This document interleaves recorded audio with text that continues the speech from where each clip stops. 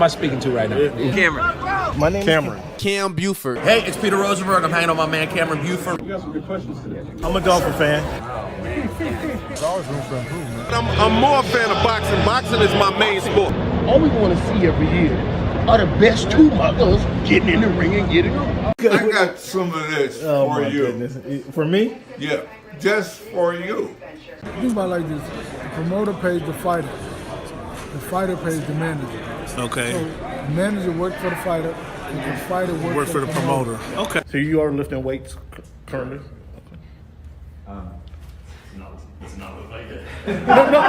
When he said it's easier to score in the NBA versus Europe, did you agree with them? To me, it's easy to score all over the world. Can I finish right now? Do you want me to speak or do you want to conduct the interview and answer for me? Which one? What do you think about these upcoming? Okay. Like I was saying before. Aaron, what has the game of baseball taught you? One of the biggest things is being humble. Can you give a message to the kids to kind of persevere through the false teachings they may be giving? Patience. Okay. Patience. As the show Voice of the Oh Fan my goodness! continues to I'm in evolve, You were adding some spice to it. it is strictly banter back and forth between myself and Cameron Buford. I enjoy all of it. The real ones know what's going on, right? Never mind. Go watch the tape. Go watch the tape, and then you tell me if it was all about just a system. You look like a buffoon. Go do your research. Go do your study.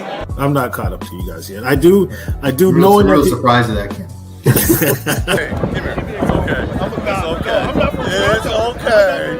It's okay. Oh, this guy. That's what's good in sports, man. It's the big Snoop Dogg, man. That's what's good in sport. Thank you for making our voice your choice.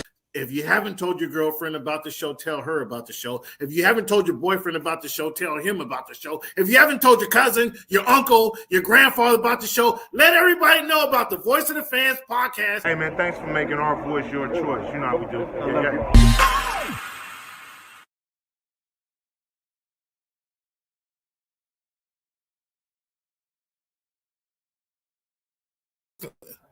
What's good, fans? Thank you guys for tuning into the Voice of the Fans podcast. This is your man, Cam. It is October 8th. Man, this year is flying by. It's October 8th, but I thank you guys for tuning into the Voice of the Fans podcast. What's good, Barry? Hope all is well with you guys. Man, hope you guys getting your Halloween costumes in order because it's going to be right up on you here pretty soon. Today, we're going to talk about week 5 in the NFL. This was an interesting week. I'm gonna reveal my picks later on, but if you guys' picks look like mine, it was a bad week. We're gonna talk about the NBA getting started as well. We got NBA starts here in a couple weeks, but obviously it's NBA preseason. We got the WNBA finals action. We got the Vegas Aces showing why they can't be matched up.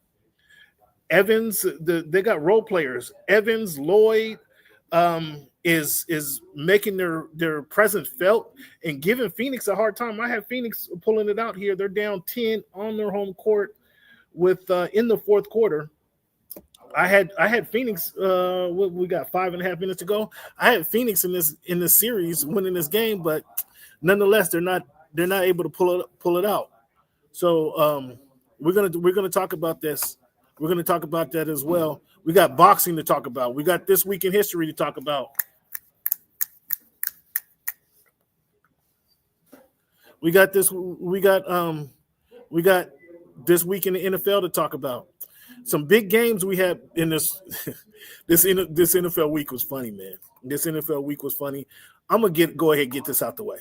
I'm gonna go ahead and get it out the way, and I'm gonna start off right with where my picks were and how terrible my picks were. I'm almost ashamed to show it, but I showed you when I had good picks. I showed you guys when I'm over 75% pick and for the pick segment. I got to show you when it's bad. So let me pull this up. I'll show you kind of how bad it is, how bad it's been. Excuse me.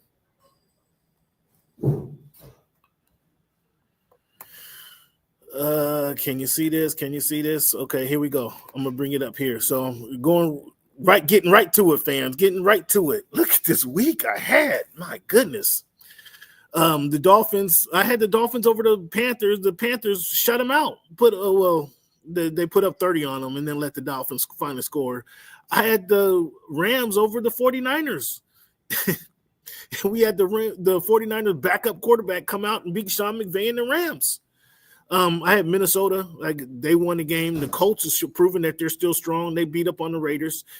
I had the Giants over the Saints. The Saints come out of nowhere and get a W.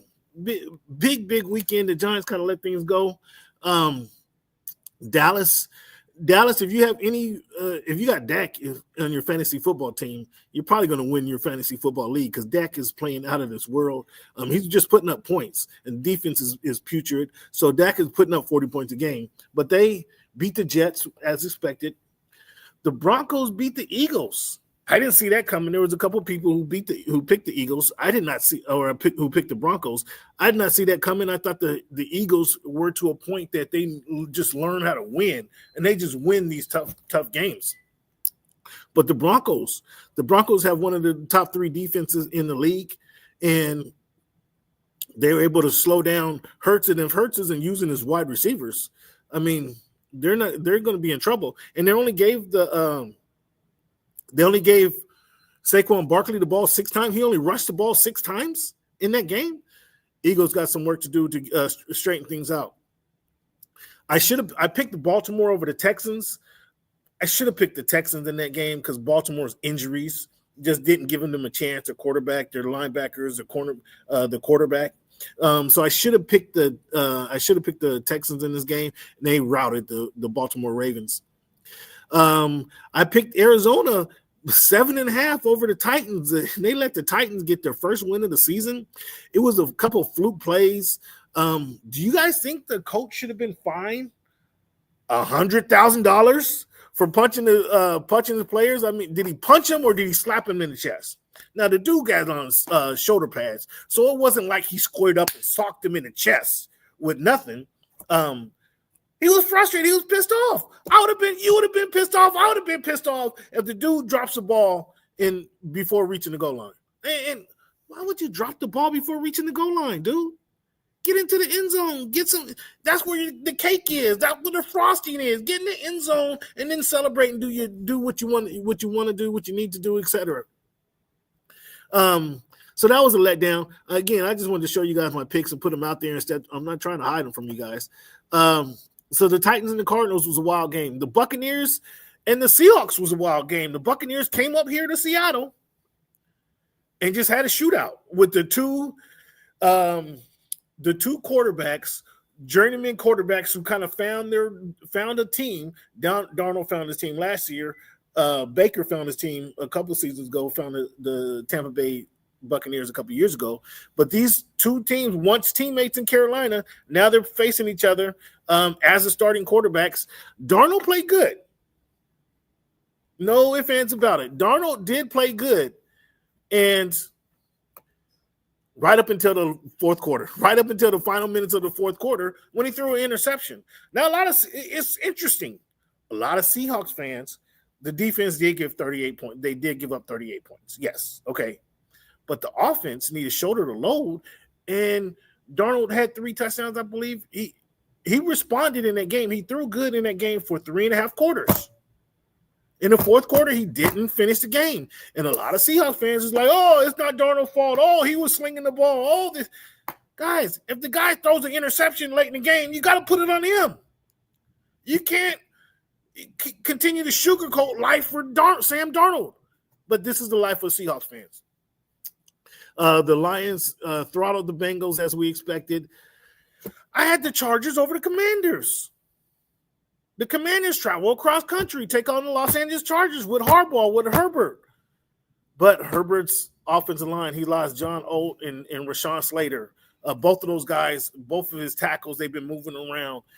He lost his running back that rushed for 180 yards last week. He got hurt in this game. So they're suffering injuries, the Chargers are. Of course, they're going to get healthy this weekend against my Dolphins, but they've been suffering injuries. So the Chargers lost to the Commanders. I had Buffalo beating the Patriots. What do you know? Drake May and the Patriots beat up on Buffalo. Wild weekend, fellas. And then obviously I had Kansas City beating Jacksonville. Jacksonville, we're not going to put it on one play with Chris Jones giving up on that final play that allowed Trevor Lawrence to get up and get into the end zone. Are we going to beat up on Chris Jones for that effort, that lack of effort he showed? But Jacksonville beat the Kansas City Chiefs. Wild weekend, fans. So as you see, I got 4 games out of 16 correct. And I'm interested to see your list. Now, I bet this weekend it was the girlfriends who picked the uniforms who won this week in most pools. Because my goodness, who would have anticipated a week like this? 4 out of 16 fans. I'm ashamed, actually. I'm ashamed. 4 out of 16, that's 25%. It dropped my pick percentage. You see now my pick percentage is way below 65. That should stay at 70%. So I got some work to do to get that back up to 70%. And again, so I'll go ahead, since I got the screen open, I'll show you guys my picks for this week. The yellow is the games of the week. All right, we got the Bears and the Commanders. That's the game of the week on Monday night. Lions and the Chiefs. That's the game of the week. That's on Sunday night, I believe. And then we got the Seahawks and the Jaguars. Seattle traveling to Jacksonville to take on Jacksonville Jaguars. I think the Seahawks are going to win the game.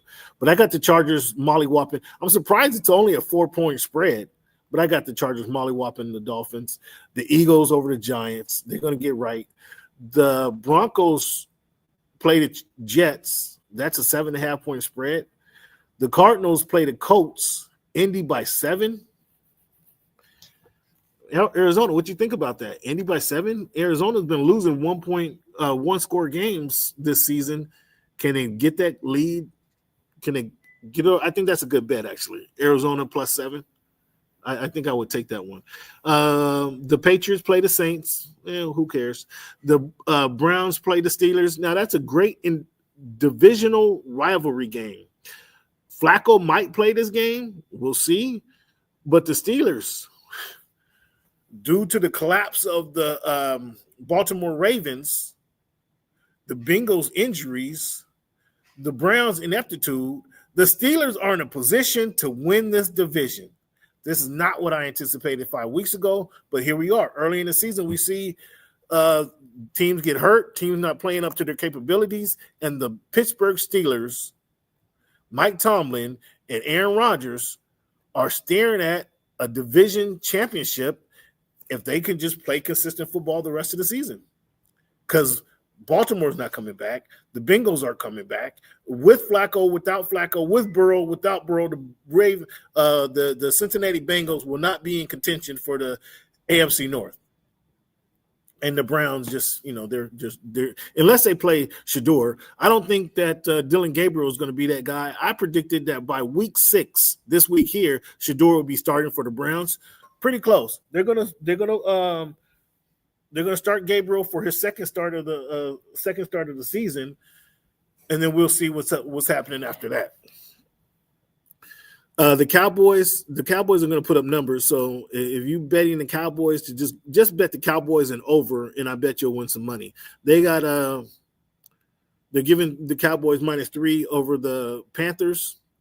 The Seahawks and the the Seahawks and the Jaguars. The Jaguars +1, meaning that if this was in Seattle, the Seattle would be favored by 4. They're traveling across country. They're going to Seattle. It's been cooled off here in Seattle. It was like 70 degrees today. I think it might be 88 in Jacksonville when they get it, 88 and humid. So that's going to be a temperature change. Hopefully they fly out there on Friday to kind of soak in some of that heat and humidity and then be ready for game time on Sunday. The Rams and Ravens. This would be a great game ordinarily if both teams were healthy, but we know the Ravens aren't healthy, so the Rams are going to travel to Baltimore and destroy them. The Titans and the Raiders, if you have time on your hands, this will be a good football game. 2 mediocre teams playing, and they'll make a good football game. The Titans aren't going to run away from you. The Raiders aren't going to run away from nobody, and people are still trying to figure out both teams. So that would be a good I mean, I'm not watching them over the Lions and the Chiefs or the Bears and the Commanders or the Seahawks and the Jaguars, but that will be a competitive, entertaining game. The Texans, the Titans, and the Raiders. I just don't know who's going to watch it. The Bengals play the Packers. We'll see how that game goes. We'll see if Flacco starts. But the Packers now coming off a bye, they're going to have to show that they are still Super Bowl contenders. Love is going to have to get back right. You're going to have Micah's going to have to get back right with that defense. So we'll see. We're going to get a good idea of who they are in this week 5 coming up. 49ers and the Buccaneers. If 49ers were healthy, this would be another good game. But the 49ers aren't healthy. They're traveling to Tampa Bay. And I think I'm taking the Bucs in this game. I think I took the Bucs in this game. Well, I'm not going to make my picks. I think so. I got the. Think I'm taking the Bucs in this game. We got the Lions and the Chiefs. That's going to be a good game. I'll take the Chiefs in this game. I'll take Detroit. Detroit's going to get right.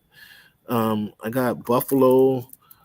So you guys are seeing this in live time. I got Buffalo over the Falcons. The Bears and Commanders. This is kind of a toss-up.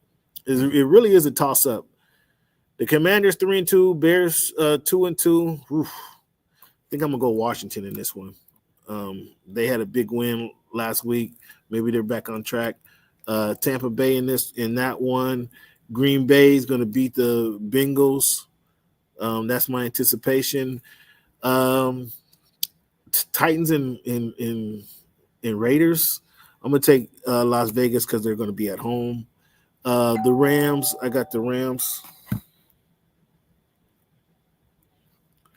I got the Rams over the Ravens because the Ravens are injured. Seattle traveling to Jacksonville. I'm taking the Seahawks. I don't believe in Jacksonville, but Seattle going to have to play up to their best in that one. Dallas is going to beat the Panthers. Browns and Steelers. Pittsburgh is going to win this one by default, and that means the Steelers are going to be 4-1. Not what I anticipated. Not at all what I anticipated. Patriots and the Saints. I'm going to go New England in this game.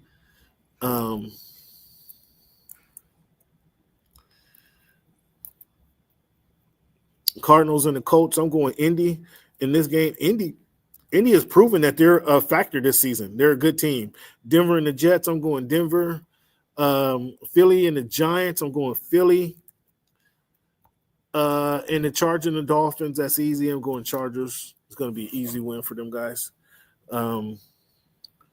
What you guys see my picks? Where am I wrong? What picks do I have off? Let me know real quick in the chat. What picks do you see that are off? Because that's who I see winning this week. You got to see how I go through my picks. What do I want to show you here? I want to show you now. Here's how I break it down. The best teams in the AFC. I got the Bills, Colts, Chargers, Broncos, and Steelers. Steelers by default. I don't know who else should be there other than Steelers because they are playing good football. They are 3-1. So the Steelers are number 5. Broncos, Chargers, Colts, and Bills.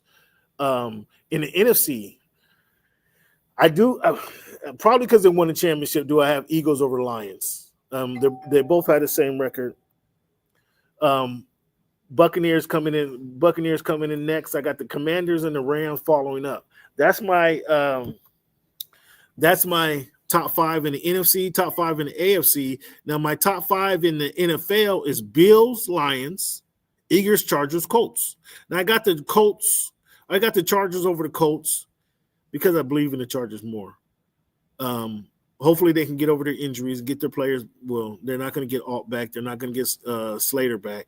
But hopefully they get the running back in a few weeks back. And, again, playing hard-nosed football, good defense, and running the ball is what the Chargers are kind of based on. But then you lose your running back. We'll see what they do. As of today, October 8th, I got the Chargers over the Colts.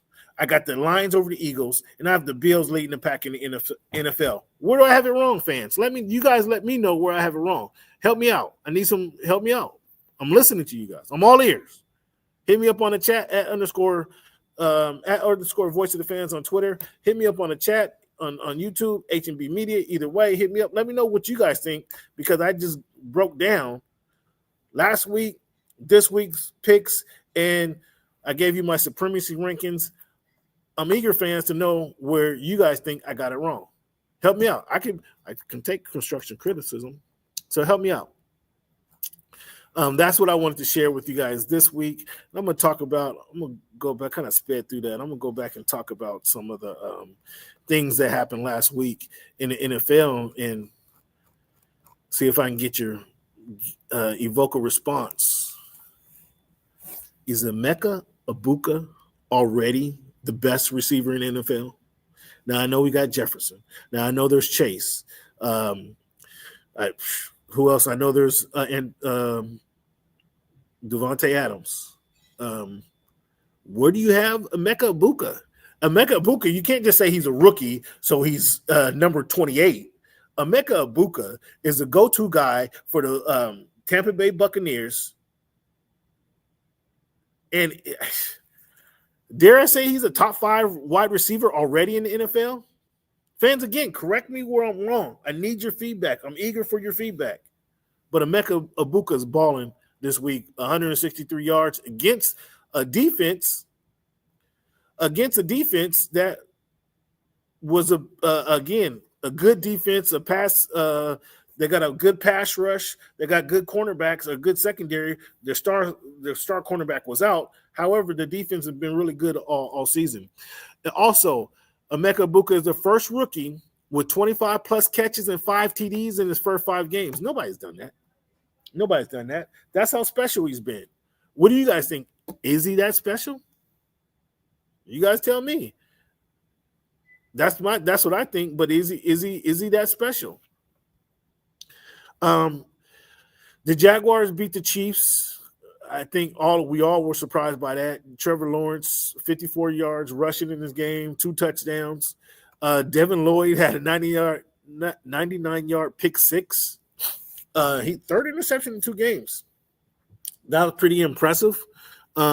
Except when he's running downfield, it looked like something was wrong with him.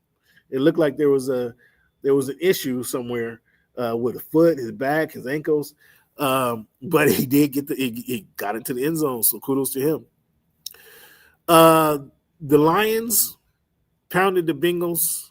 Now the Bengals went out and got Joe Flacco, so we'll see what that means. Does Joe Flacco mean 1 or 2 more wins this season? He's a veteran, so maybe we'll see how he helps out. But the Bengals got throttled last week by the Lions, as they should. Who the Lions are coming off of, they had a terrible loss the first week of the season, and they're rebounding from that. Jared Goff leads the NFL with 12 touchdowns and completion percentage at 75.2. So they are doing good things on the football field. They're playing good defense. How sustainable is this? Because they got hurt last season. Oh, Bonner with a 3. Ooh, Bonner with a big 3 in a minute 39 seconds to go to tie the game up. We got Las Vegas and Phoenix is tied up at 86. DeWanna Bonner, 23 points, 2 for 3 from deep, and she just hit a big 3-pointer. But here is Chelsea Gray gets fouled going to the hole. Chelsea Gray, her pace is just incredible. The pace she plays with is remarkable. She keeps the Las Vegas Aces kind of in rhythm all game long. Chelsea Gray she's playing like in this playoffs, like a top 3 point guard in the WNBA.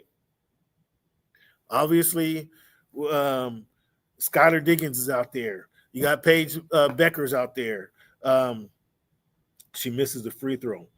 She's playing Chelsea Gray, who was once the best player, the best point guard in the WNBA, is playing like that, a resurgence again, playing like she's the best point guard in the W. Not quite. And here's Bonner dancing at the key. dancing at the top of the key. Look, up and under. She could Bonner over Asia. Oh, she got fouled. She got fouled by Asia.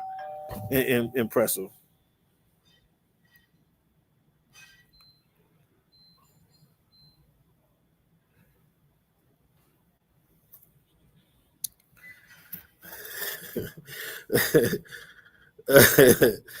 That's funny. Replay at the park. No replay at the park, big fella. No replay at the park. But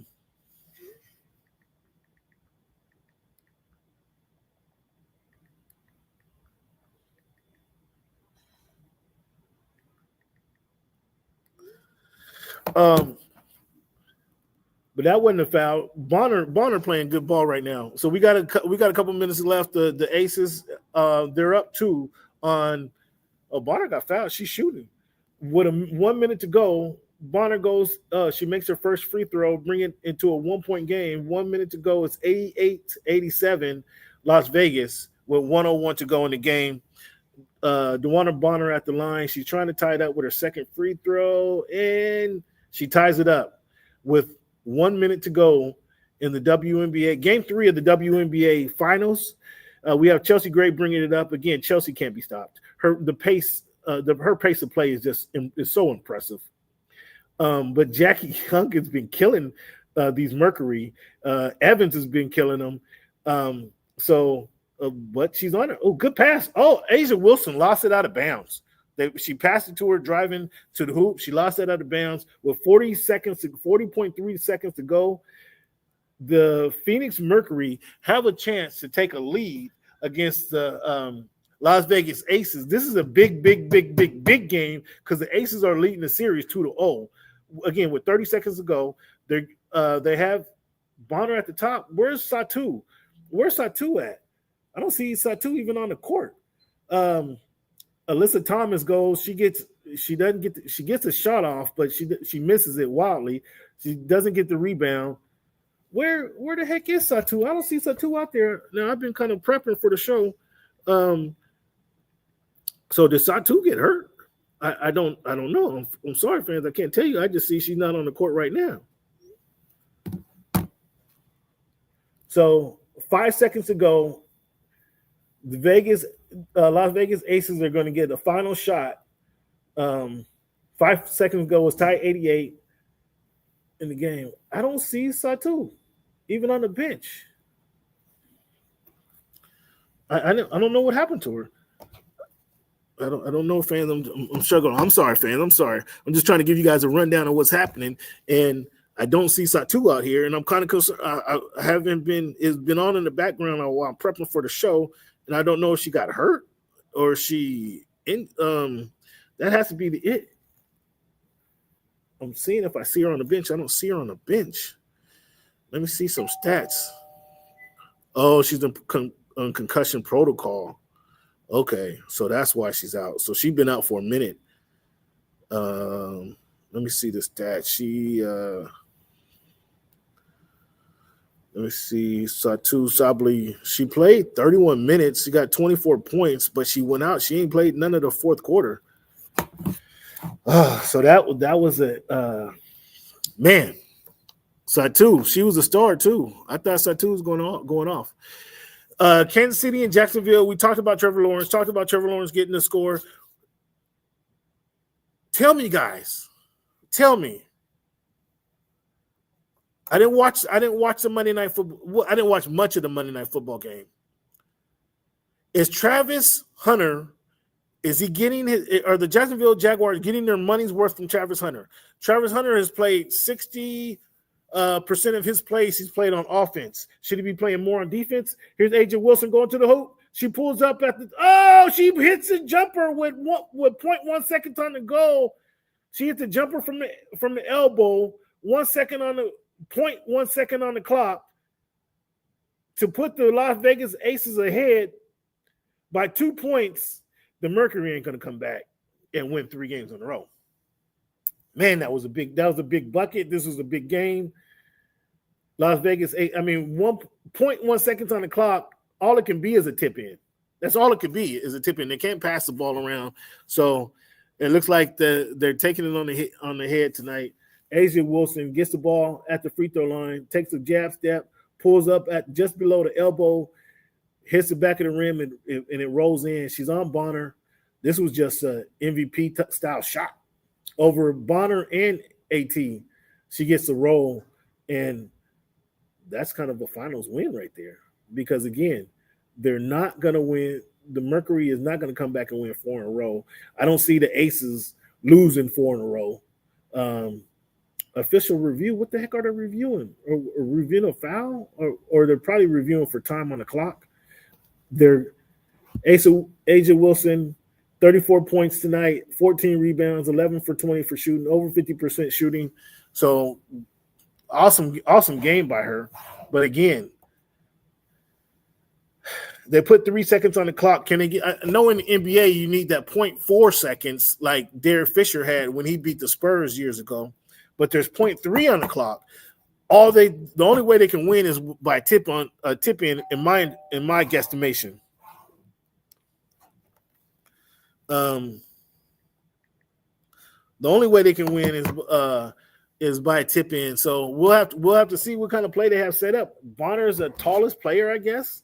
So I know Wickham has a quick release from deep, but do you pass it to Wickham and let her shoot a 3-pointer? I don't know. I know she has a quick release, but I think they have to go and tip the ball in. That's really the only way this game can be won. So we'll see here. Here we go with 0.3 seconds on the clock.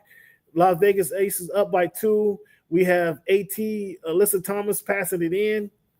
Again, Satu's out with concussion protocol. Bonner's on the court. Wickham, and they're going to have to pass it Wickham, I think, because nobody's going to be able to get to the hoop. Well, they passed it to Bonner. Bonner did get a good – Bonner got a good shot off. Bonner did get a good shot off. However, it didn't go in. It just fell off the glass. And the Las Vegas Aces go up 3-0 in the best of 7 in the WNBA Finals on the road. They just broke the spirit of the Mercury. They just broke the spirit of the Mercury. So let's go get back to what I was talking about, fans. Has Travis Hunter, has he been worth the hype? Has he been worth the trouble in Jacksonville? What have you guys seen from Travis Hunter? I personally haven't seen enough from Travis Hunter. Watch the Jacksonville Jaguars. I didn't get to see the game on Monday night against the Chiefs. I didn't see much of the game. I saw the fourth quarter, and he didn't jump out on the screen on me. So, what about you guys? What have you seen from Travis Hunter? Is he worth all the hype? Is he hitting it? I don't know. I know he's playing 60% of the offensive plays, only 40% of the defensive plays. Where do you think he should be playing most? Offense or defense? Where do you think the Jaguars get the bang for the buck? With him on offense or with him on defense? You guys let me know. And I haven't been able to decipher where he's better fit, but the Jacksonville Jaguars right now are 3-1, so they like where he's playing. Wherever they have him, they like where he's playing. Once again, this is your man Cam. Thanks for tuning in to the Voice of the Fans podcast. Hit that subscribe button. Hit that like button if you like what you hear. If you even like more what you hear, hit that share button. Share it with your friends. Share it with your cousins. Share it with your uncle. Anybody who's a sport fan, share this podcast with them so they can get some of this content too. As I mentioned, Jared Goff.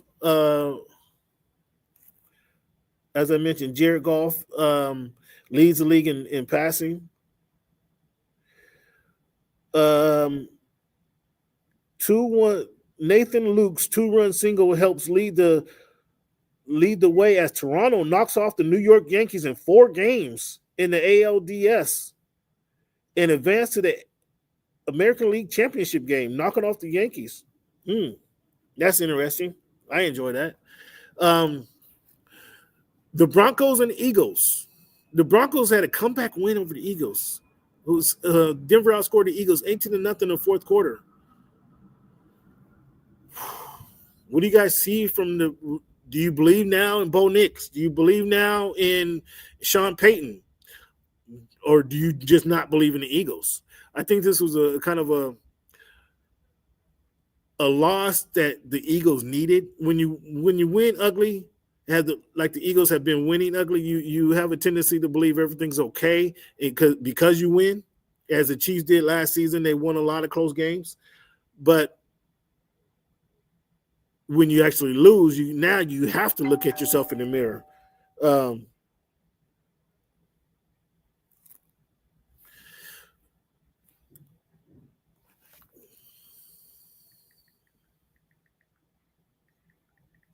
Now the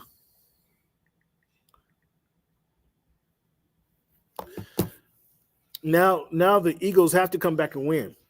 The Eagles have to face their issues. They have to now address what we've been seeing, the poor offensive play, the lackluster play. Now they have to force to get Saquon Barkley the ball. Now, guys, I knew Saquon Barkley, and it's not a matter of not liking Barkley. It's not a matter of not being an Eagles fan. I just knew Saquon Barkley was not going to have the season he had last year because he had over 400 touches. When you have over 400 touches, you typically don't have the same production the next season that you had that season you have 400 touches. I don't know if they're trying to reduce his touches. That would be foolhardy if they intentionally try to reduce his touches. But he got 6 carries last week against the Broncos.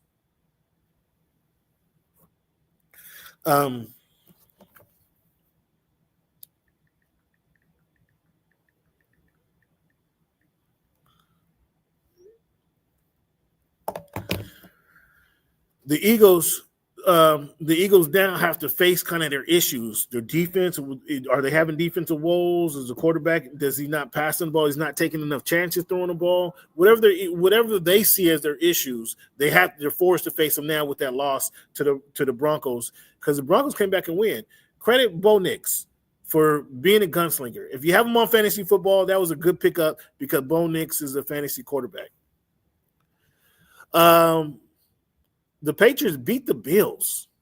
Drake May, 22 for 30, 273, led a game-winning drive. Wow. Stephon Diggs, 10 catches, 146 yards, back-to-back 100 games, 100-yard games. Interesting. Josh Allen, 253 yards passing, 2 TDs, and 2 turnovers. When Josh Allen turns the ball over, the Bills tend to lose. The thing is, he hasn't done that all last season. That's why he won the MVP. He has been pretty good with the ball early in this year. That's why they're probably the best team in the NFL. They just lost to the Patriots. I'm not expecting the Patriots to go on a 10-game winning streak now to say that they're a playoff contender, but they clearly, got a good win, forced some turnover from Josh Allen, got a good win against the Bills. Vikings and the Browns, they were over in London. Carson Wentz is playing for the Vikings. He got 236-yard passing, 1 TD, 9 for 9 on the game-winning drive. Justin Jefferson is enjoying Carson Wentz. He got 7 catches for 123 yards. I think the game, I think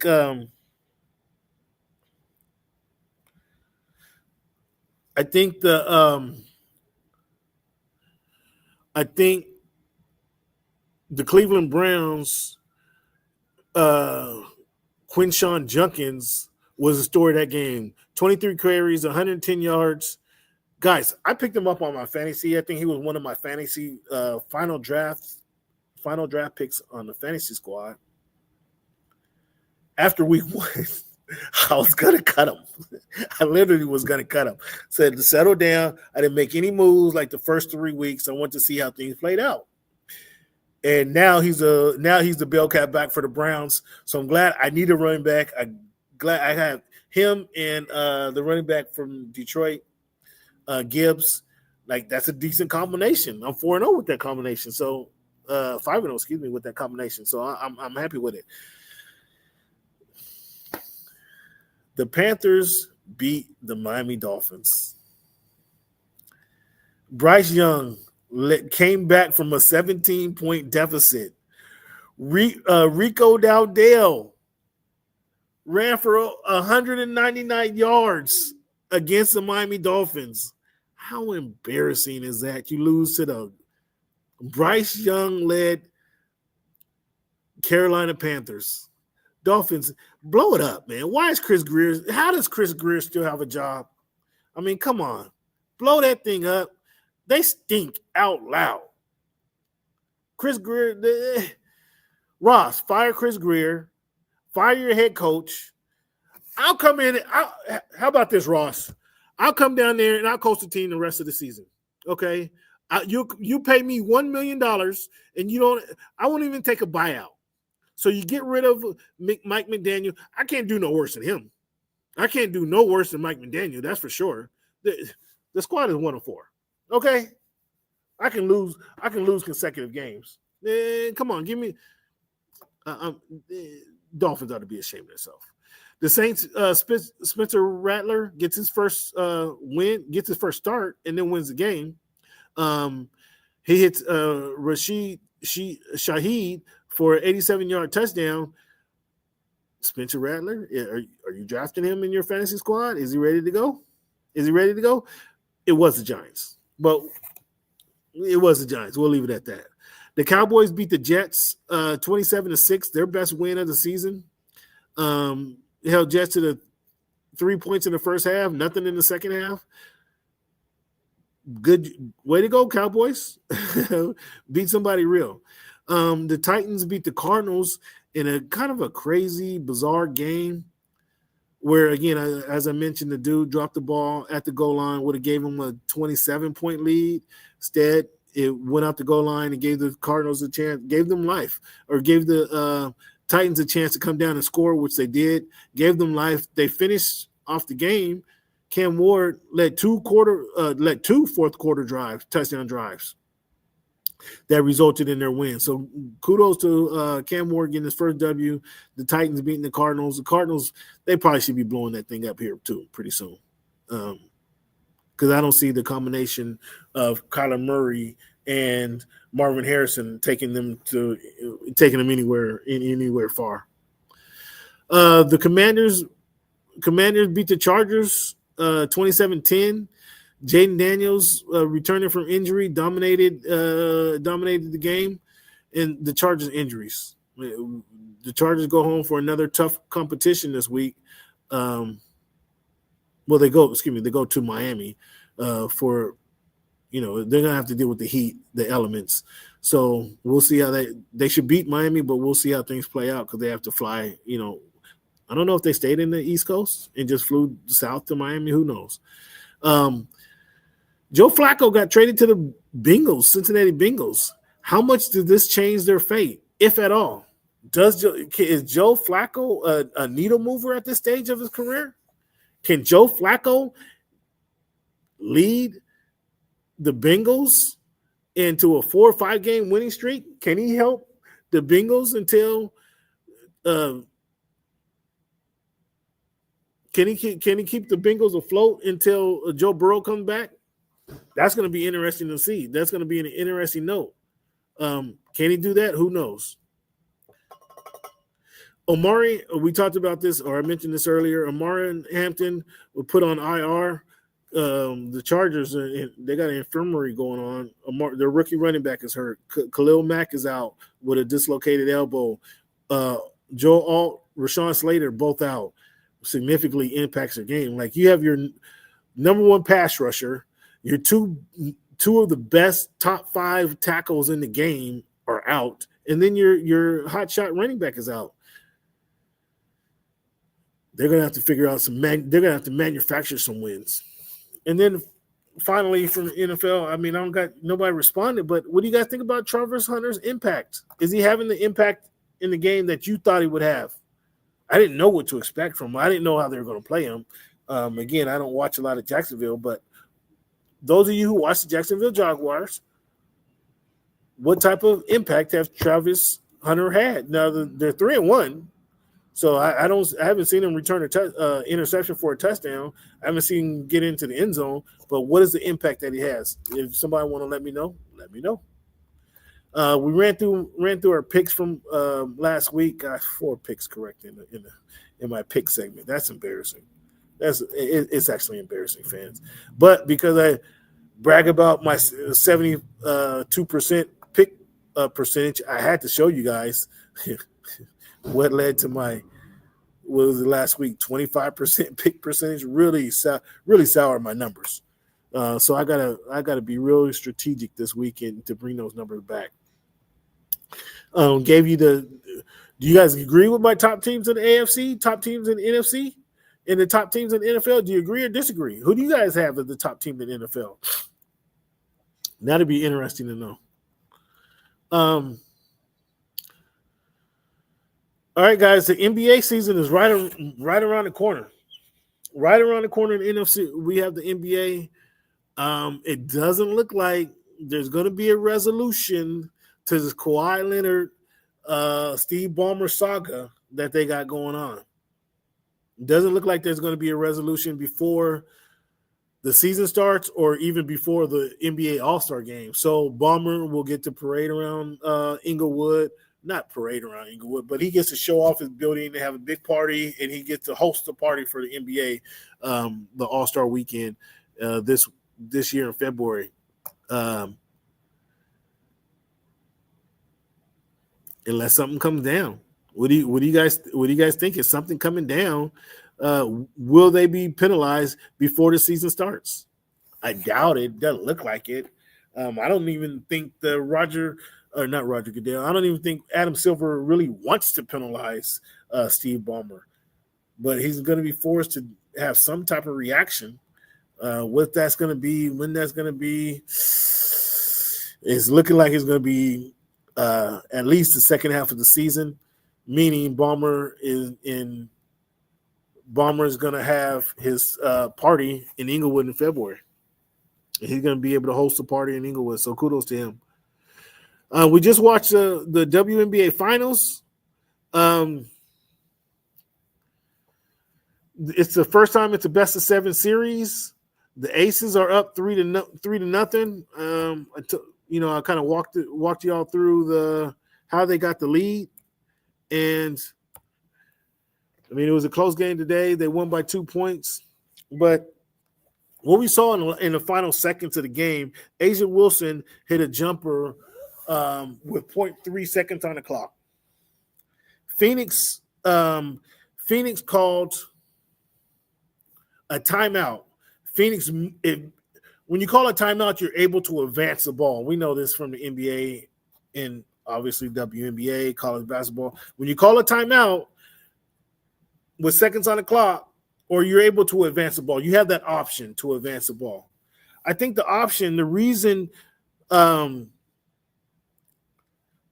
you're able, the question I have is, explain to me why a timeout allows you to advance the ball to the front court. That because they're doing the offense a favor by allowing them to advance the ball and save time on the clock. Why is that allowed? Simply because it's an offensive game. They're doing an offensive favor, kind of doing them a favor, if you will. The game is basketball is catered to the offense. So yes, and you want that if they had 0.3 seconds on the clock and they were not allowed to call a timeout and advance the ball, that game's over. There's no the drama of a final second buzzer beater. You don't have that drama. So I think they do it for that reason. It's allowed for that reason to give you the end of game drama, to allow the offensive team to again get back in the game, because it is an offensive. It's an offensive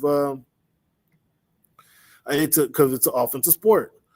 So should that be a rule? Do you guys think? Help me out. Should that be a rule in NBA or the WNBA? Should they be allowed to advance the ball with seconds on the clock when they call a timeout? I think they should. It keeps the game exciting. If you're not, how many buzzer beaters would be taken off the books if every team was forced with seconds on the clock? Let's go back to that Derek Fisher. I mentioned that earlier when I was calling the game. Let's go back to that Derek Fisher shot against San Antonio Spurs. Tim Duncan hits a shot off the glass with 4 seconds remaining. If the Lakers were not allowed to advance the ball, that game's over. There's no 0.4 seconds on the shot clock. There's no 0.4 seconds buzzer beater. Now, some people would argue, myself, that Derek Fisher didn't get the shot off, but he got the shot off and it went down in history. He made the shot with catch and shoot, 4 point. He runs off the court. The Lakers win. I think that wasn't the series win, the series winning game, but I think they went on to win that series if I remember correctly. So it's an offensive basketball, as we know, is an offensive game that rules specifically caters to the offense because they want those buzzer beaters. If they took that rule away, we wouldn't see as many buzzer beaters. If they took that rule away, we would not see as many buzzer beaters in the NBA. So do you like that rule? Do you like the fact that they're able to advance the ball? Do you like that rule that they're – what do you mean no basketball reason? I just gave you the reason. I broke it down. Basketball is an offensive game, offensive sport.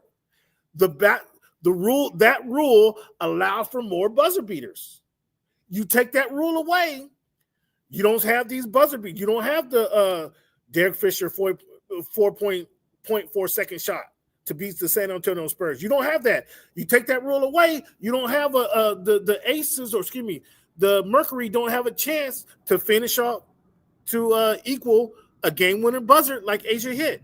Now, there was 0.3 seconds on the clock. I don't know that would have, because the rule is now, since Derek Fisher hit it, you have to have 4 seconds on the shot clock, 0.4 seconds on the shot clock to get a shot off. Anything under that, it has to be a tip-in. So basically no basketball reasons. No, the reason is because basketball is an offensive sport. And if you take that rule away, you take away a significant amount of buzzer beaters. So I like the rule. Do you guys like the rule? I like the rule because it gives you some buzzer beater. It keeps teams in the game. That's what we want to see. We want to see teams stay in the game. How many of you guys are enjoying the WNBA? How many of you guys are enjoying the WNBA? We know pretty soon that the NBA is going to get started. It's way too early to give any kind of predictions on the NBA. Maybe I'll do that next week and kind of just get some predictions out there. But it's still way too early. The NBA, man, they start in October, November, December, January, February, March, April, May. So that's 7 months of basketball. Is really start to look at things probably around February and just kind of let these guys play basketball until then. But I'll give some predictions just to get it out of the way.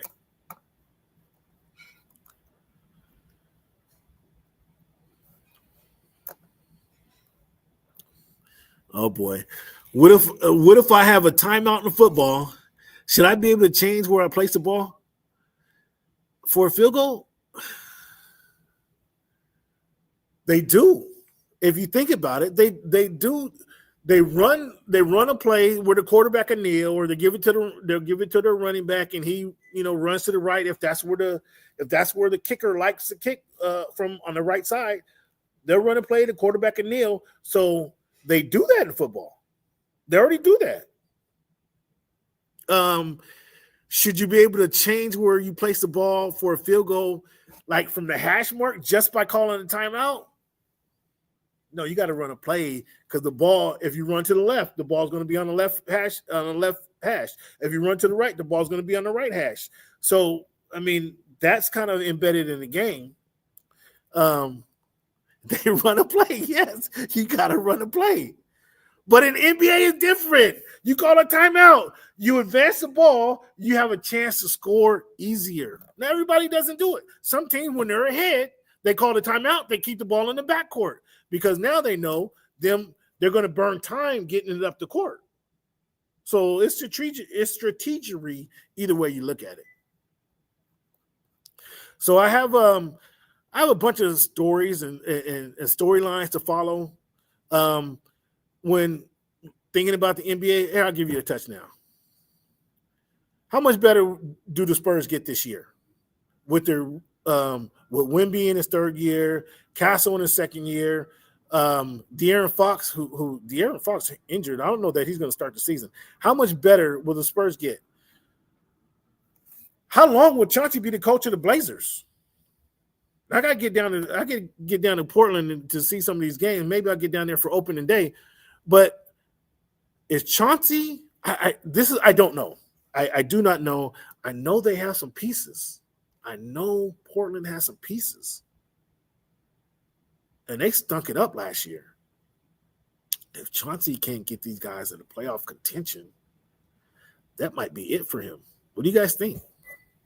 What do you guys think? That's just off the top of my head. Can we call Orlando an underdog? Can an underdog reach the 4 seed in the NBA in the Eastern Conference? I think the addition, the Spurs will be better than the Lakers. Ooh, that's a whole lot. The Spurs with Wemby in his third year, with Stephon Castle, with De'Aaron Fox, are going to be better than the Luka-led Lakers with DeAndre Ayton and LeBron playing the wing.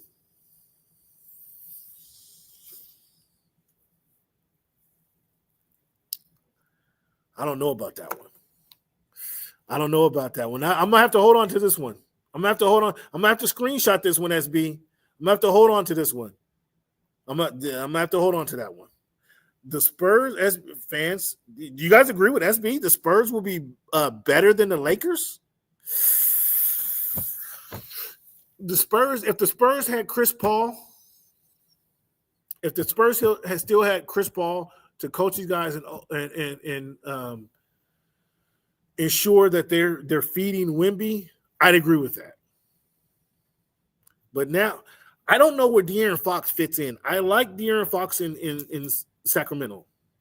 However, did they only win one playoff series with De'Aaron Fox as a key guard? It concerns me that he forced his way to San Antonio. Like, who wants to be in San Antonio to begin with? But he forced his way to San Antonio. Is he there for personal reasons, or is he there to play basketball? I don't know. I don't know that he was great in Sacramento. I don't know that he can be great in San Antonio. I like what he brings to the court. I think he needed to slow down, so I think his injury may have helped him in the sense that now he can slow down. Now he can slow down and work on his pace a little bit. I think he still needed to work on his I think he still needs to work on his he's fast, but he goes 100 miles per hour all the time. Slow it down once in a while. Go, then speed it up. Have you?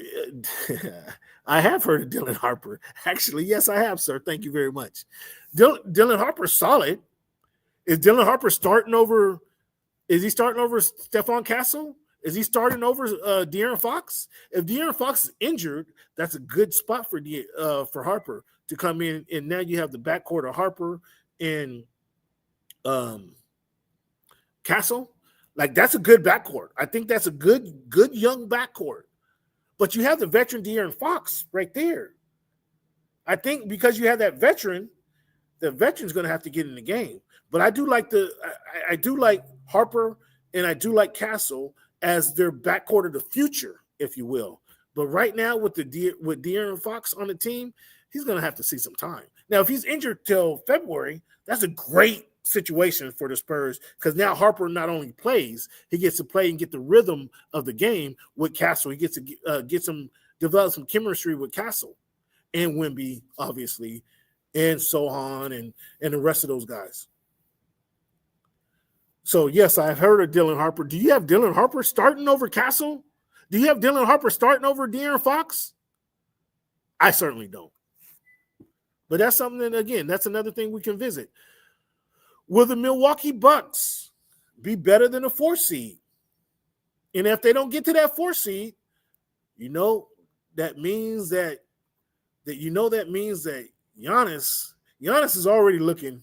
He's already looking for somewhere else to go. Giannis is already looking. This might be the final year for Milwaukee. Milwaukee Bucks, they might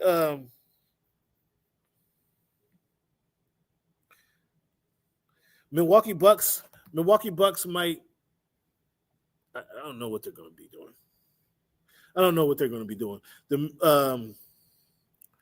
But I don't know. I think the 4th seed is a lofty goal for the Milwaukee Bucks. We'll see what they end up doing.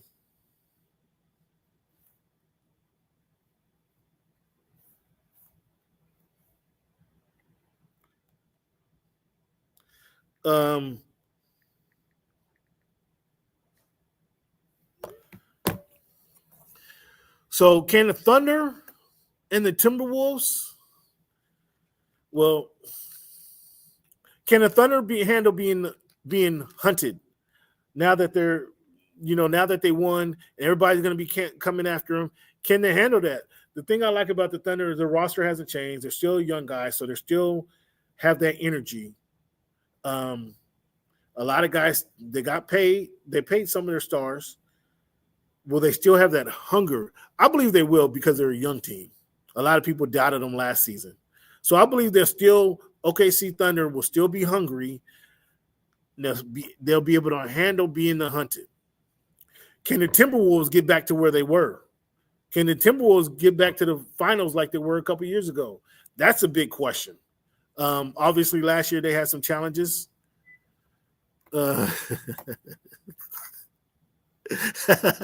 The Bucks are ordering dynamite. Well, they're not yet. And once Giannis says I want to leave, then they have the dynamite in stock. But we have to see what's going to happen. Who's going to guard Luka? Are we talking about Luka on the Spurs? I don't have the Spurs being a top team in the Western Conference. Okay, let's start right there. I don't have the Spurs. The Spurs are going to be muddling around playoff contention. They're going to be fighting for in the play-in tournament. The Spurs are going to be in the play-in tournament. Okay, that's fair. That's about where they should be. It's a bunch of young guys that's learning to win. They got a new coach, so the Spurs are going to be in playoff contention. Or the Spurs will be in play-in contention. I expect. I'm not a Laker fan. Everybody who watched the show, listen to me talk on the show, know I'm not a Laker fan. But and this is where I have to do the screenshot for USB. The Spurs will be in play-in contention. If the Lakers are in play-in contention, that's a disappointing season for the Lakers. 100%. The Laker fans will be disappointed if they're muddling around the play-in. So I think they'll be better than the play-in. Maybe they'll be just outside the play-in at, the 6th spot.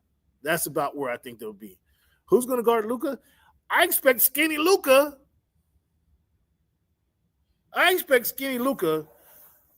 To have something for the NBA. The Lakers. I'm going to sound like a Laker fan here. Fans, I am not a Laker fan. Not. But I do like Luka. I think DeAndre Ayton is a serviceable big man who's been discredited. I also like Monty Williams.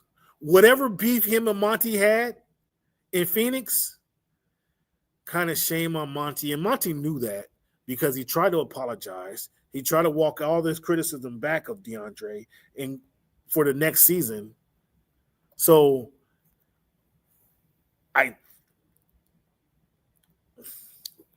Monty tried to walk that back. After they went to the finals, he says Ayton wasn't giving him his all. His mind was elsewhere, et cetera, et cetera. But Monty walked that back. That wasn't a good situation for DeAndre Ayton. DeAndre Ayton still has to perform, obviously, as he going to have to do with Luka and LeBron. But I think between Luka and LeBron, they can get the best out of DeAndre Ayton, as Chris Paul did when he played in Phoenix. So I think they could get the emergence of DeAndre Ayton will put the Lakers. You can't coach height. You can't coach 7-1. You can't coach the agility that DeAndre Ayton has. I expect Luka to be throwing some lobs to DeAndre Ayton. I expect DeAndre Ayton to average 1 or 2 blocks a game. somebody's going to have to get in the fire, put some fire under his butt and help him to average 12 rebounds a game. DeAndre Ayton should be an 18, 19, and 10 guy every single night. And with you have Luka Doncic and you have LeBron James receiving all the attention from the opposing team, you should be able to eat. DeAndre, nobody's your size in the NBA. Who do we have? Who do we have that DeAndre Ayton size? Okay, he's not better than Jokic. We know that.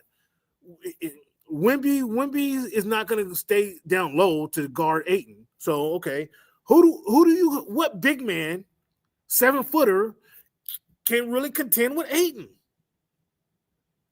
And it's going to be up to Luka and LeBron to feed Ayton and get the best out of him. That's going to make a difference in the Lakers season. Are they able to get the best of him or not? Are they able to get the best of DeAndre Ayton? And this is where I want to see Luka. I want to see skinny Luka's leadership. Skinny Luka's leadership play a factor in the Lakers season. If he's a leader, if he's a good leader, and he's able to get 18 and 12 or 20 and 12 out of DeAndre Ayton, the Lakers will be a 5 seed in the Western Conference.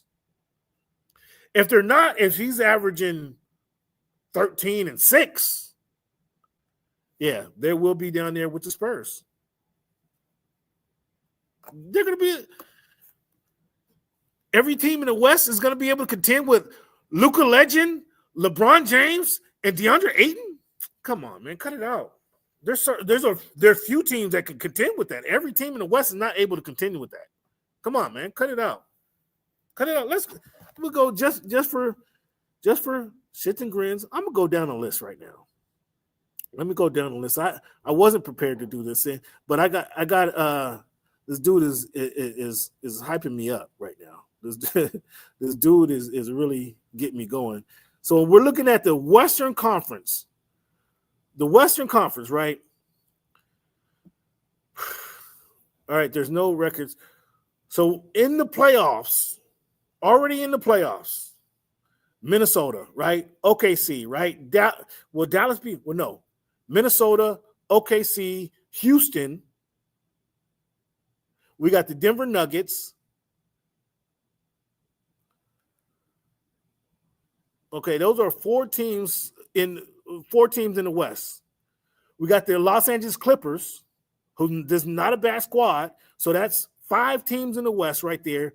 Then you want to put the Lakers fall in right about that 6th spot, as I've been saying. We got the Spurs. I think the Spurs, I think they're going to take some stuff. The Spurs are going to need significant growth they're going to be in the play-in tournament. I just named 6 teams. The Spurs would be 7. Okay. Who else do we have? The Dallas Mavericks. Are they going to be?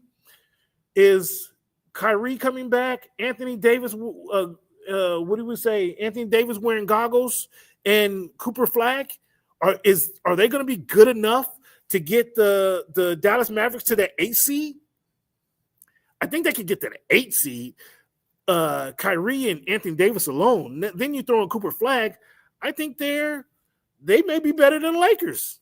I would agree with you if you said the Mavericks would be better than the Lakers. That I buy, because that means all those guys are playing well. Kyrie comes back from the injury, producing. So that'll be Dallas and the Lakers. I have fighting for that 6th spot. I don't think Phoenix is going to be there. Sacramento's not going to be there. Memphis. What happens to Memphis? Now, Jaw got hurt. Jaw's out a couple weeks with the twisted ankle. Yeah, I just included Memphis. So that's 8 teams right there. But I had the Lakers at the 6th seed. So who else is going to make the play-in tournament? New Orleans ain't making the play-in tournament. Portland's not making the play-in tournament. Utah's not making the play-in tournament. I told you OKC, Minnesota, Denver are in the playoffs. San Antonio could be in that play-in tournament. New Orleans not going to be in that play-in tournament. I don't know where Memphis is. So the question, the wild cards are New Orleans, Memphis, and San Antonio. Those are playing tournament. Those are teams fighting for that playing tournament. I think the Golden State Warriors is fighting for that playing tournament. Yeah, fighting for Golden State, fighting for the. Do you have Golden State? Do you have Golden State outside of the playing tournament? Jimmy Butler, Steph Curry, Draymond Green, are they better than the 6th seed in the NBA? I'm not sure about that. So I just broke it down right there, fans. I just gave you the 4 teams that's going to be in the playing tournament. Golden State Warriors, the Memphis Grizzlies, the Dallas Mavericks, and the San Antonio Spurs. Houston's number 2. I mentioned Houston is going to be in the playoffs. Houston is 2nd seed, 2nd, 3rd seed at worst. But I think Houston, I said this a couple years ago, Houston, before they got Udoka, on talent alone, they were number 2 seed in the West. Now they got KD. Now they got KD. I wish they kept Dillon Brooks. I wish they weren't so eager to get rid of Dillon Brooks because he brings a certain attitude. But I think they're still formidable. They got willing defenders. They got willing defenders, and I think they're with KD coming in there. Van Vliet is going to be out with the injury after what he tore his ACL. Oh, that's sad because they need a point guard. That means Reed Shepherd is going to have to perform, but Reed Shepherd is a turnstile on defense. That's where Dillon Brooks comes into play. So Houston's going to be up there. 19. I told you, the Lakers will be in contention for that 7th seed in the play-in tournament with San Antonio Spurs, with the Memphis Grizzlies, with the Dallas Mavericks. The Lakers are in that. Lakers are in that bowl. Not 9 teams, 7 teams ahead of them, because they're going to be in that play-in tournament. That's my prediction. Let me know if I'm wrong, fans. Where do you guys see Skinny Luka, DeAndre Ayton, and LeBron James? Where do you see them going? I think I'm excited to see Skinny Luka. I'm not a Laker fan, but I'm excited to see Skinny Luka, his leadership ability with DeAndre Ayton. I think that's a good combination. Luka likes passing. He likes throwing lobs. I think that's a good combination. Can they get the best out of DeAndre Ayton? Can Luka Legend lead DeAndre to being that player they need to be?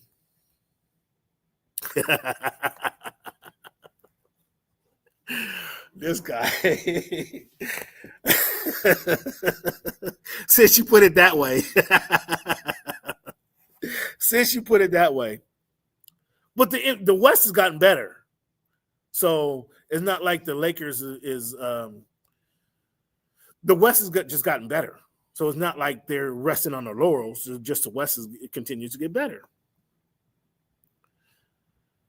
What's your thoughts on the new look Clippers? I think the Clippers are certainly better than the Lakers, but does Chris Paul, his 15 minutes a game, does he offer some leadership to them? I don't know what he's able to bring. I've said for years the Clippers needed, with Paul George and Kawhi Leonard, they needed a Chris Paul type point guard because Paul George and Kawhi Leonard worked too hard for their shots. I'm interested to see, does Chris Paul on the team make it easier for specifically Kawhi Leonard to get his buckets, or is Kawhi Leonard still going to pound the ball to get to his elbow, to get to the wing, to take his jumper?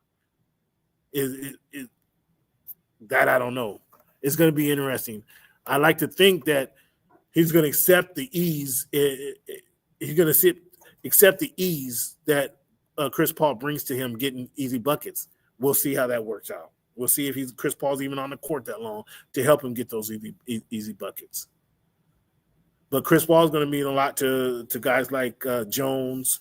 Is he going to take the pressure off of Harden so Harden stays healthy longer? I mean, all these types of things you have to kind of consider with Chris Paul. How's Chris Paul? Now, we know Chris Paul really does well with big men. They got Ivica Zubac, who is waiting for somebody to feed him. I think they should be targeting Zubac a little bit more. Because there's only a couple players in the NBA who can deal with Ivica Zubac. That's Jokic that we know of. Is the first player. But Ivica needs some. He's going to need to be spoon-fed. This would be a good thing for Chris Paul being on team. Would be a good thing for Ivica Zubac. They'll get more out of him. Will they lean? Well, leaning on Ivica.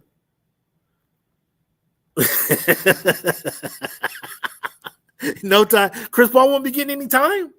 I kind of disagree with that. They're not going to listen to Chris Paul if he gets no playing time. That being the case, he's going to need to come in there, play the last 4 minutes of each quarter. So that's going to give him about, 12, 15 minutes a game. Those will be quality minutes that Ivica's going to go off. Chris Paul will be right next to Lou. That's a good one. But it's going to be interesting. We got the season coming right around the corner, fans. I'm excited about the NBA. If you're excited about the NBA, hit one and press one in the chat. I'm excited about it. You should be excited about it as well. We got a lot to talk about moving forward. Fans, I want to thank you guys for tuning in to the Voice of the Fans podcast. We're being broadcast here at the Great American Casino. They have an awesome happy hour, good food, good drinks, not expensive. Come on down, check them out. They have bonus play. It is a casino, so they have bonus free play Saturday through Sunday, 11 a.m. to 8 p.m. On Friday and Saturday nights from 11 a.m. to 4 p.m. Their qualified players can receive up to $1,000 in free play money. There's 2 winners every hour. So get down here if you're a gambler. Get down here to the Great American Casino, 14040 Interurban Avenue South, Tukwila, Washington. The Great American Casino, come down and check it out. Again, good drink specials, good food specials. Come on down and check them out. This is where I'm being we're airing from every week.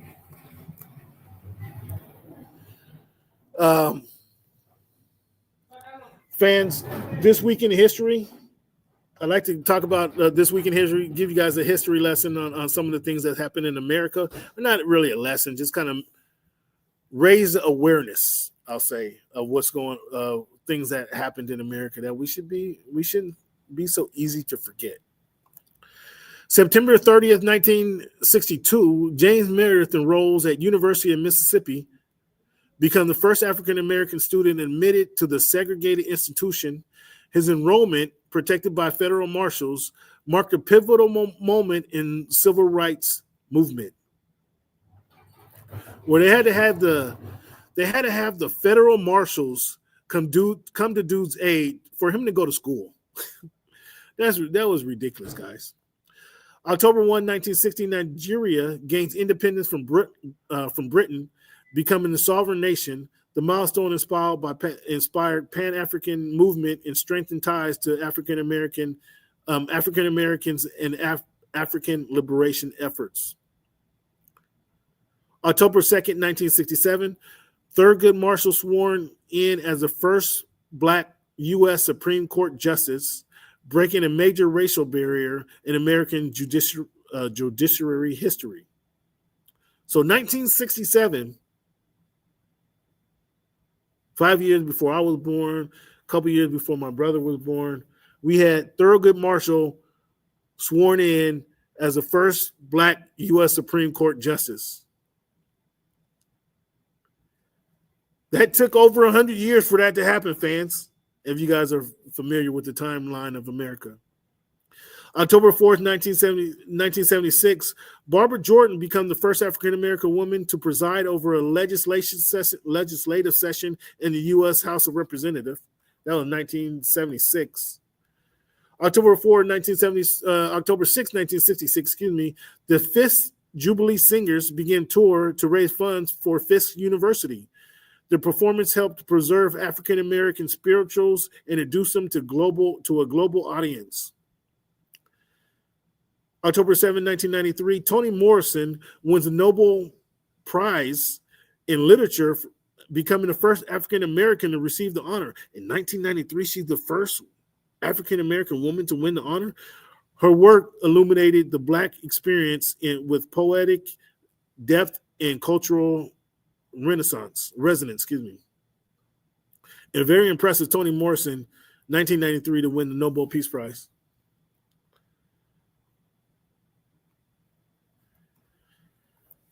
All right, fans, we got boxing. Boxings have been on tilt. We've had some good boxing events here in recent weeks. Obviously, the Crawford-Canelo fight a couple weeks ago. What's on the book coming up this weekend? In fact, we got Jaren Boots Ennis versus Issa Lima on October 11th. They're going to be fighting in Philadelphia. On October 25th, we have Sebastian Fundora fighting Keith Thurman at the MGM Grand. November 15th, we have Chris Eubanks fighting Conor Benn in London. Then later on that month, we have Tank Davis taking on Jake Paul. And then later on in the year, we're going to have Tyson and Mayweather. Now, I'll watch with anticipation the Tank and Jake fight. You want to know if Tank loses, this is rigged. That's how I'll say this. If Tank loses this fight to Jake Paul, this is rigged. But I'm gonna be tuned in with a popcorn in hand, ready to watch it. Tyson Mayweather, not interested. I might see some highlights. Not really. It's not a must see. That's not a fight party, if you will. Let's talk about these Mariners. Cal Raleigh leads the MLB with 60 home runs this season, 147 hits, 125 RBIs. So kudos to Cal Raleigh for as a catcher. What was it most impressive to you guys that he hit 60 home runs, or that he did it from both sides of the plate? I think him hitting from both sides of the plates is that's most impressive. I think that's most impressive.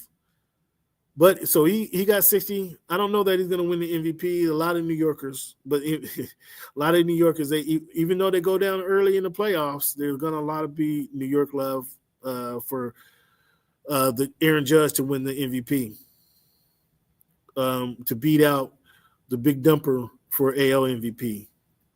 The Blue Jays again knocked out the Yankees tonight. The Dodgers lead the Phillies. Are they still leading the Phillies tonight? Let me see. I'm just going to check on the score here. The Dodgers and the Phillies. What's the score? Anybody know the score off the top of the hand? Phillies lead the Dodgers in the 7. Phillies leading the Dodgers 3-1. So the Dodgers are still right in there. They're still right in there. They have a chance to come back. But as of now, it's 3-1 into 7 for the Dodgers. So who's competing? The Brewers lead the Cubs 2-1 in their series.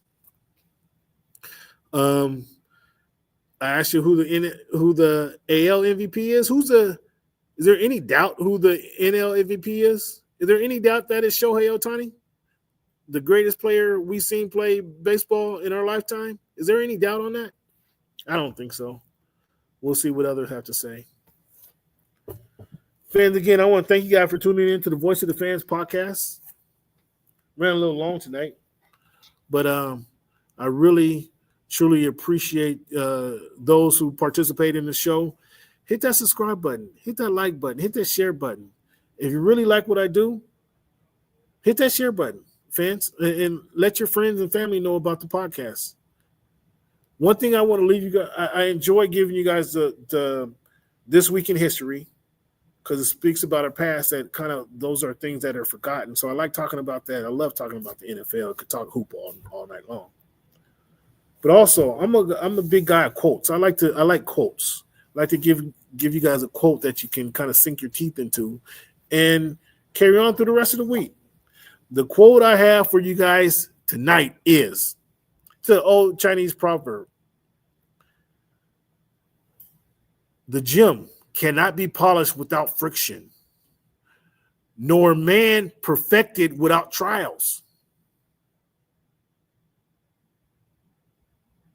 This personally hits me tonight because if you guys have been following my story for this year, it's been a really awkward year for me, relocating back to the Northwest and things just not going as I intended.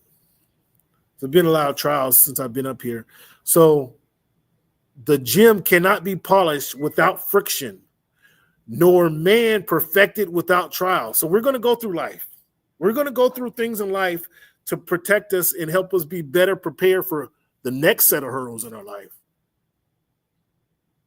So I really like that quote, and I think I'll repeat it for those in the back who, the gem cannot be polished without friction, nor man perfected without trials. It's a Chinese proverb, meaning we're going to go through stuff in life. And if you keep your head up, you're going to come out the backside even better than you went into the storm.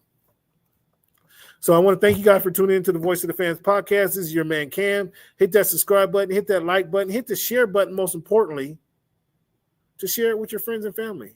Any sports fans in your life, share this podcast with your friends and family. I look forward to seeing you guys next week. Thank you for making our voice your choice. Hey, Marcellus Wiley right here. Thank you for making our voice your choice. You know what I'm saying? Let me give me a beat, dog. Let me get something. Thank you guys for tuning in. I'll holler at you guys next week.